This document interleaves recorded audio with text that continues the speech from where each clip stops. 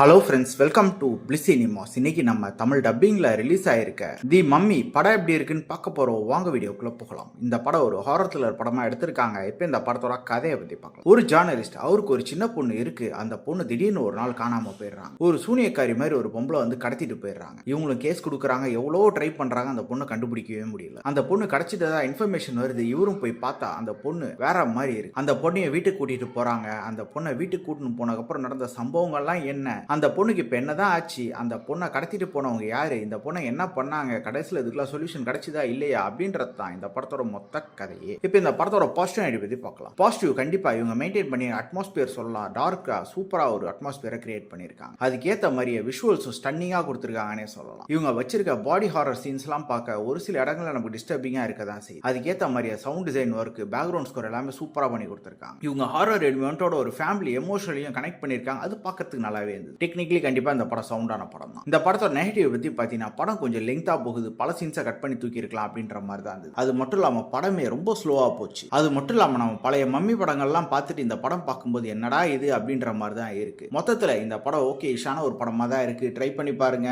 இந்த படத்துக்கு நம்மளோட ரேட்டிங் கேட்டிங்கன்னா 10க்கு 6 மார்க் கொடுக்கலாம். படத்தில் கொடூரமான காட்சிகள்லாம் இருக்கு. ஸோ ஃபேமிலியோட பார்க்கறத அவாய்ட் பண்ணிக்கோங்க. இன்னொரு வீடியோவில் சந்திக்கலாம்.